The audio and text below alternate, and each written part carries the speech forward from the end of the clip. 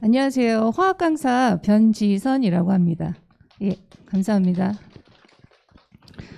일단은 화학 내신에 집중해서 내신의 경향하고 어떻게 대비를 해야 하는지, 그리고 우리 아이가 현재 시점에서 무엇을 해야 과학 성적에서 유리한지, 이제 이런 전반적인 내용하고요. 그리고 겨울방학 특강으로는 이제 수업을 어떻게 진행하는지 이렇게 간략하게 두 가지에 대해서 말씀을 드리도록 하겠습니다. 일단 간단하게 이번에 중간고사가 끝났어요. 그래서 성적을 좀 정리해서 보여드리는데 100점 만점에 평균이 46.8점이 나왔고요. 근데 평균은 아무 의미 없습니다. 등급에서 평균은 큰 의미가 없고요. 1등급 7명, 2등급 20명, 3등급 41명인데요. 이제 100점이 이제 1등이죠. 13명이 동점자가 나왔어요. 그리고 95점. 하나 틀리고 서답에서 2점 감점이 됐는데요. 아이가 30점. 그리고 84에서 44점. 자, 보편적으로 대부분의 학교가 이런 정도인데요. 제가 이걸 굳이 보여드리는 이유가 전반적으로 난이도가 쉽지는 않았어요. 쉽지는 않았는데 1등급은 거의 100점이 나와야 돼요. 난이도랑 크게 상관없이 일단 100점이나 하나 틀리는 정도라고 생각을 하셔야 됩니다. 그리고 보시면 아시겠지만 1등에서 30등까지 한 5점 차이 나잖아요. 근데 지금 44등까지는 또 85점, 거의 10점 차이가 나죠. 그러니까 이 등급의 이 등수의 폭이 아주 심해요. 그래서 1, 2등급이 굉장히 치열하고요. 그리고 공부를 좀 했다 하면 3, 4등급이 나옵니다. 아주 치열하게 완벽하게 하셔야 이제 1등급을 맞는다라고 생각하시면 됩니다. 근데 이제 중간고사에 보는 거는 3단원이라고 해서 이제 킬러 파트는 아니에요. 무난한 파트라서 100점이 좀 많았고요. 이제 킬러 파트라고 하는 단원에서는 점수 차이가 조금 더 많이 벌어집니다. 그래도 난이도에 크게 상관없이 우리 아이는 100점을 맞아야 1등급이다. 일단 이 생각을 갖고 들어가셔야 돼요. 화학은. 그래서 간단하게 일단 수준 정도를 보여드렸고요. 학습 영역을 보여드리면 이게 색깔이 좀 안 나오네요. 이제 1학기 중간고사가 1단원 화학의 첫걸음이라고 해서 킬러라고 얘기하는 파트고요. 그 다음에 1학기 기말이 원자의 세계 2단원, 2학기 넘어가면 3단원, 그리고 4단원 이렇게 되는데 대부분의 학교가 1, 2, 3, 4 순서대로 중간기말, 중간기말 하고요. 여기서 등급을 결정하는 거는 1단원, 그리고 4단원. 아까 제가 100점 맞는 아이들이 거의 1등급 13명 말씀드렸잖아요. 그거는 보통 2, 3단원. 킬러라고 얘기하는 파트 1단원하고 4단원에서는요. 1등급 컷이 심하면 90점까지도 가요. 그래서 어떤 학교는 한 89점도, 작년 같은 경우에 단대국어도 한 89점 해서 이제 1등급 컷이 되고요. 학교마다 차이는 좀 있으나 우리 아이는 일단 100점이다. 목표를 정하시되 1등급하고 1단원하고 4단원의 킬러 파트는 좀 난이도 조금 더 어렵게 내면 평균은 90점까지, 1등급 컷은 90점까지도 갈 수 있으니까 대비는 어디서? 1단원하고 4단원에서 훨씬 더 집중해서 대비를 해주셔야 아이의 성적 관리가 제대로 되고 있다라고 생각하시면 되겠습니다. 그리고 이제 필수 아이들이 이제 100% 완벽하게 숙지해야 될 게 교과서. 학교마다 이제 부교재 운영하시는 학교 있고요. 그리고 수업 연계교재, 수능 연계교재. 이건 이제 수능 특강. 수능 완성까지는 잘 안 나오고요. 수능 특강. 근데 가끔 진선여고는 수능 완성에서 그 끄트머리에 실전 모의고사 여기서 출제하기도 하기는 해요. 근데 대부분의 학교가 수능 특강. 그리고 수능 기출문제. 우리 아이는 수능 안 볼 건데 이런 생각하시면 안 되고요. 수능 여부와 상관없이 일단 내신에서 1등급을 맞으시려면 수능 기출문제까지는 꼭 보셔야 돼요. 그래서 필수 학습 영역이 총 4가지로 정리해 볼 수 있고요. 이번 방학에 제가 특강에서 강조할 부분은 교과서, 완벽한 개념, 그리고 수능 연계교재, 수능 특강. 솔직히 교과서랑 연계교재만 완벽하게 분석을 하셔도 킬러 문항을 아주 쉽게 넘어가실 수도 있어요. 그리고 내신 때는 이제 부교재와 학교별 그리고 수능 기출에 집중을 하고 있습니다. 이번 방학에는 철저한 개념과 그리고 적용, 수능 연계교재에 초점을 맞추고 있습니다. 시험 문제 유형을 아주 짧게 간단하게 보여드릴게요. 왼쪽이 이제 교과서 개념이고요. 이걸 토대로 이제 출제를 하신 거예요. 보시게 되면 상당히 이제 문제 자체가 길지요. 그래서 해석하는데도 시간이 좀 걸리지만 개념을 좀 정확하게 한 아이들은 그렇게 큰 문제가 없는 그런 문제예요. 근데 자세히 보시면 간단한 개념을 응용해서 만든 문제이긴 하나 표 자체에서 미지수가 들어가죠. 그러니까 개념을 알고 이 개념에서 파생되는 예시, 이 개념에서 말하는 목적, 그런 것들을 완벽하게 암기를 해야 짧은 시간에 요 미지수 해결해가지고 아 이게 뭐구나 파악하고 문제를 풀 수 있어요. 그냥 봐도 그렇게 쉬운 문제는 아닌데 요 정도는 아이들이 굉장히 쉽게 여기고 푸는 문제입니다. 자, 이 문제도 마찬가지. 별다른 내용은 없고요. 이렇다 저렇다 조건을 줘요. 그리고 자료를 주죠. 요거를 해석해서 뭐가 옳은지 골라라 이제 이런 식이에요. 솔직히 이 조건 3-4가지 조합해서 얘가 무엇인지 찾는 것도 굉장히 어렵거든요. 그러나 아까 개념 이해했죠? 그리고 거기서 파생되는 예시와 모든 걸 암기 정확하게 했죠? 그러면 이 정도는 상위권 아이들은 금방 풀어냅니다. 그래서 기본적으로 필수 교과서 개념을 이렇게 미지수하고 여러 가지 조건, 자료를 주고 빠르게 해석해서 해결하는 문제. 이런 문제가 거의 대다수의 문제입니다. 화학에서는요. 그리고 탐구활동이 꼭 나오는데요. 왼쪽이 이제 교과서 탐구활동이고 그거를 통해서 이렇게 문제를 낸 거예요. 근데 보시면 아시겠지만 교과서 탐구 굉장히 단순하죠. 근데 이 단순한 문제가 아주 복잡하게 해석하는데 글씨 읽어서 이게 뭐지? 이해하는데도 시간이 좀 걸리게 이렇게 나옵니다. 그래서 일단 필수적으로 2가지 교과서 개념 정확히 그리고 단순하게 암기하는 게 아니라 이해를 통해서 왜냐하면 아주 간단한 개념도 다른 식으로 응용을 해서 문제를 내시거든요. 그래서 이해를 통한 개념 암기 이게 이제 가장 필수적인 화학 공부라고 생각하시면 되고요. 이제 킬러 파트를 말씀을 드릴게요. 이제 1단원하고 4단원에서 목숨을 거셔야 되고 거기서 점수가 나와야 이제 등급을 1등급 아슬아슬하게 2등급 가져가실 수 있는데요. 1단원에서는 화학식량과 몰 그리고 화학 반응식 요 2파트예요. 그래서 이번 방학에도 1단원은 총 4가지로 나눌 수 있는데 요 2가지 요 화학식량과 몰 화학 반응식에 집중해서 아이들을 지도할 거고요. 4단원 킬러에서도 총 4가지 파트로 나눌 수 있는데 2번째 중화반응, 3번째 산화환원 요 2가지가 킬러예요. 이것만 넘어가면 나머지는 그렇게 큰 문제가 없습니다. 그래서 이번 방학에도 4단원에서는 중화반응, 산화환원 반응 여기에 집중해서 아이들을 지도하려고 계획을 하고 있습니다. 킬러 파트가 왜 킬러고 아이들이 왜 어려운지 말씀을 드릴게요. 연산이 많아요. 기본적으로 수학이 좀 약하거나 연산이 느린 아이들은 굉장히 힘들어해요. 솔직히 화학적으로 보면 이건 별거 아니에요. 별거 아닌데 지금 밑줄근 부분 이것도 간단하게 연산해야 되고요. 연산 해서 문제에서 말하는 거를 빨리 계산을 해야 돼요. 근데 이게 열심히 연산을 했어요. 이제 X값이 나왔어요. 근데 보시면 아시겠지만 D분의 111 문자가 들어가거나 그리고 정수가 아니면 아이들도 당황해하죠. 요즘에 딱 떨어지지 않게 계산을 많이 내고 있어요. 난이도를 굳이 올리지 않아도 연산 자체가 깔끔하게 떨어지지 않으면 아이들은 이제 금방 많이 좀 어려워하고 틀리죠. 그래서 그런 식으로 일단 킬러 파트는 연산이 굉장히 많습니다. 그래서 아주 빠른 시간 내에 문제 해결하기가 좀 어려워요. 그래서 점수 차이가 좀 많이 나는 부분이기도 하고요. 그리고 2번째 왜 킬러냐면 공식이 없어요. 수학은 2차 방정식, 미적분 다 공식이 있고요. 물리도요.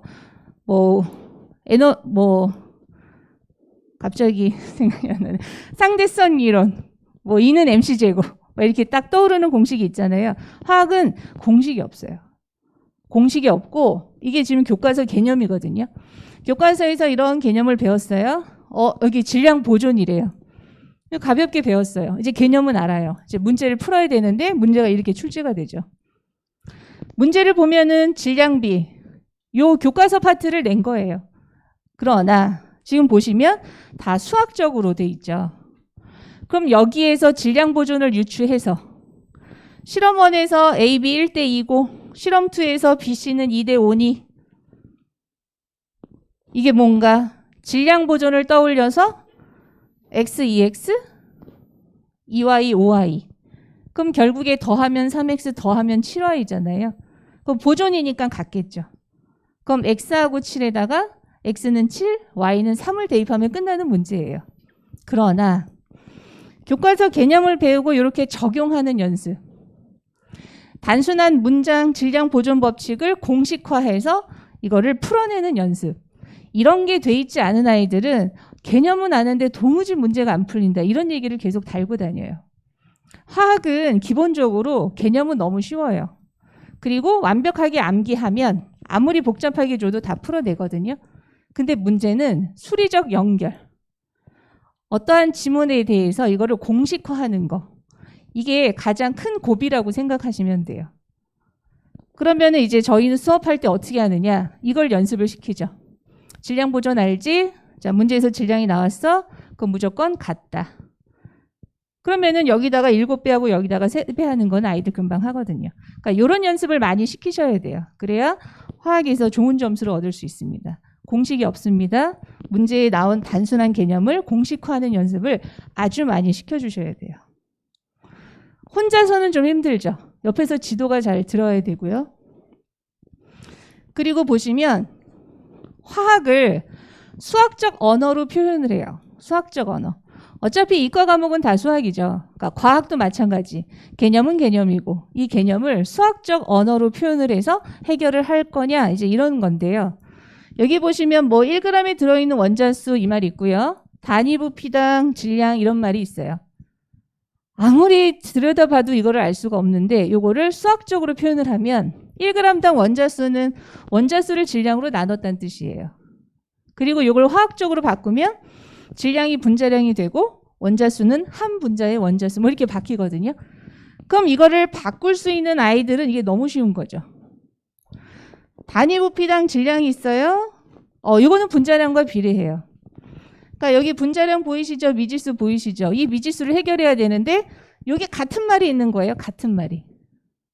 그럼 얘가 8대 27이니까 여기도 8대 27이겠죠. 근데 이거를 같은 말이라는 거를 모르거나 또는 여기 1g당 들어있는 원자수를 수학적 언어로 이렇게 공식화할 수 없는 아이들은 이게 너무 어려운 거예요. 근데 이것만 아주 빠르게 아주 자주 연습이 된다면 화학도 그렇게 어렵지는 않습니다. 그러니까 연산이 많고요. 해결. 두 번째, 문제에서 나와 있는 이러한 문항들을 수학적 언어 공식으로 만들어야 돼요. 그러나 책이나 어디나 이런 걸 이렇게 공식화해서 서술해 놓은 책은 없고요. 옆에서 이렇게 지도. 이건 이렇게 해라. 이런 표현이 나오면 이렇게 해라. 그러면 이게 계산을 하면 된다. 이제 이런 연습이 아주 많이 필요합니다.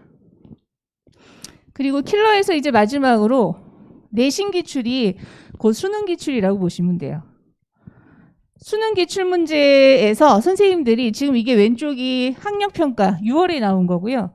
이게 내신 기출 문제거든요. 그냥 봐도 아시겠죠? 똑같죠? 여기 그래프에 3이라는 거를 여기 그래프에 6으로만 바꾸신 거거든요. 그러니까 이런 식으로 내세요. 여기서 조금 더 응용하는 거는 이제 중동고, 휘문고. 그 학교들은 여기서 많이 응용을 합니다. 그러나 대부분의 학교는 그냥 이렇게 유사 문제, 숫자 바꿔서 많이 내세요. 수능 기출은 고3들이 1년 동안 공부해서 하는 거 아시죠? 얼마나 어렵겠어요. 풀이 방법도 어렵고 해석도 어렵습니다.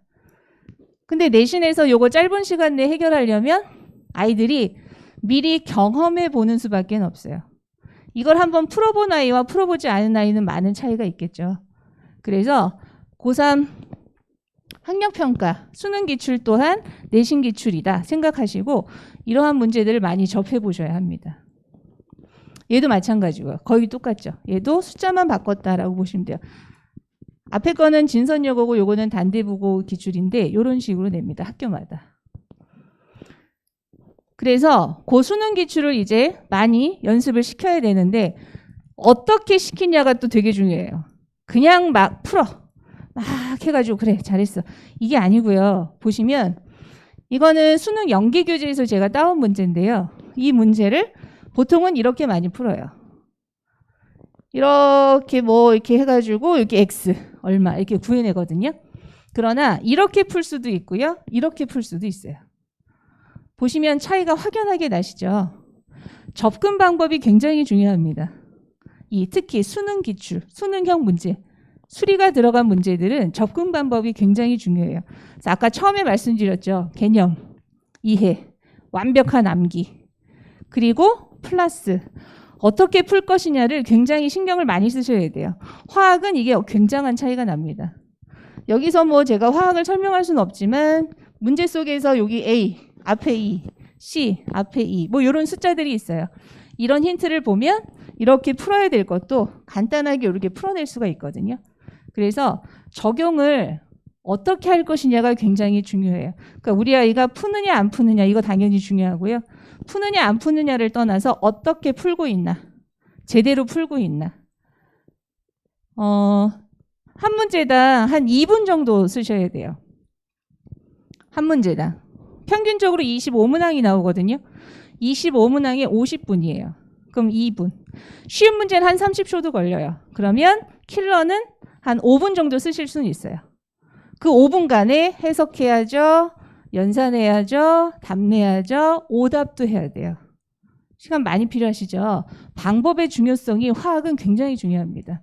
어디에 발을 디디냐가 되게 중요해요. 그래서 처음에 시작을 잘 하셔야 돼요. 적용. 어떻게 적용할 것이냐. 그래서 이런 방법으로 오셔야 됩니다. 그래서 방학 동안에 요거를 하긴 해요. 제가 적용한다고 말씀드렸잖아요. 그 적용을 잘 할 건데 그 적용을 하더라도 이런 식으로 하게끔 일단 유도를 많이 할 거고요. 내신 수업 때는 이런 거를 많이 강조를 하죠. 특히 킬러 파트에서. 자, 그래서 이제 좀 마무리를 해드리면 내신에서는요. 개념 적용 그리고 수능형인데 개념 적용이 많이 나온 학교는 난이도가 좀 낮고요. 수능형이 많이 나오는 학교는 난이도가 높고 이렇게 보시면 됩니다.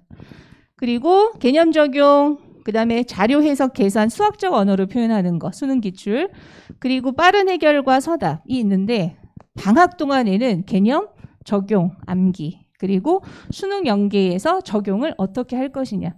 그런 거에 방학 특강 때는 주안점을 좀 두고요. 내신 때가 되면 이제 빠른 해결, 서답은 어떻게 쓸 것이냐. 경기고 같은 경우에는 시험이 35분이에요. 근데 문항수는 25문항이 거의 비슷합니다. 그럼 선생님이 어떻게 하시느냐. 객관식은 좀 쉽게 내세요.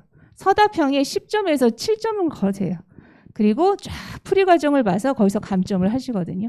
그래서 학교별로 이제 서답의 중요성. 그래서 이런 거는 내신 때 들어가고요. 요거는 간단하게 이제 특성인데 일단 넘어가도록 하겠습니다. 8회 완성 계획하고 있고요. 1단원, 2단원, 3단원, 4단원 2회씩 들어가는데 1단원 킬러 파트 위주로 가고요. 2단원, 3단원, 4단원도 중화반응 킬러 파트 위주로 가고요. 2단원, 3단원이 1단원하고 회차가 같잖아요. 이거는 2, 3단원이 좀 여유가 있어서 2, 3단원을 하면서 1단원의 킬러 파트를 조금 더 누적해서 오랜 기간 하도록 좀 계획을 세워서 1, 2, 3, 4를 일단은 계획상은 공평하게 2타임씩 들어가나 일단 1단원이 계속해서 누적 6이 한 6회차까지는 계속 반복이 된다고 보시면 됩니다. 그리고 4단원. 4단원은 산화환원은 좀 약하게 들어가고 중화반응 위주로 방학 때 들어갈 예정입니다. 요거는 아까 적용이 중요하다고 말씀드려서 일단 넘어갈게요. 예, 그리고 제가 이제 수업 진행을 간단하게 요약을 했는데요. 일단 포인트가 지난 회차는 계속 누적이 돼서 아이들을 지도를 할 거고요. 그리고 마무리. 마지막 시간에 이제 테스트하고 클리닉을 보는데 그날 배운 거는 그날 마스터하고 가도록. 아이들이 지쳐서 저 갈게요 하기 전까지 저는 절대 먼저 가지 않습니다. 아이들이 그날 배운 거는 최소, 왜냐하면 집에서 과제도 해야 되잖아요. 근데 그날 배운 거 숙지 못하면 집에 가서 과제 못하죠. 과제 못하면 그 다음 주에 와서 또 누적이 돼요. 그래서 일단 최대한 그날 와서 배운 거는 그날 최대한 마무리하고 그래서 클리닉까지 하고요. 이 수업 시간에 하는 거 외에 별도로 이제 다른 요일 평일날 그래서 조교보다는 제가 직접 가급적 클리닉을 진행을 하고 있습니다. 그래서 일단 수업 끝날 때 모든 것들 마무리하고 가고요. 그리고 평일에 클리닉 한 번 더 해서 어쨌든 아이가 불편 없이 모르는 거 없이 수업을 할 수 있게 진행을 하고 있습니다. 예. 그래서 요거 쭉 클리닉하고 그다음에 평가 그리고 과제고요. 요거 하나만 말씀을 드릴게요. 스스로 정리하기. 아이들이 개념을 맨날 안다 해요. 안다 하는데 어떻게 이게 또 써라, 말해라, 표현하라 그럼 못 하거든요. 그거를 내신 때 할 수는 없어요. 내신 때 너무 시간이 없어서 이렇게 방학 때 스스로 정리하기, 그다음에 빈칸 넣기 그런 걸 시켜서 일단 개념은 완벽하게 그리고 적용을 얼마나 할 수 있는지 여기에 주안점을 두고 있습니다. 그리고 매 시간 테스트와 성적은 어머니들께 통보를 드리는데 아주 자세하게 문항별로 1번 틀렸고 2번 맞았고 이런 식으로 아주 상세하게 통보를 해드리고 있습니다. 예. 일단 저에게 할당된 시간이 마무리가 돼서 궁금한 점 있으면 학원으로 연락을 주시기 바랍니다. 예, 감사합니다.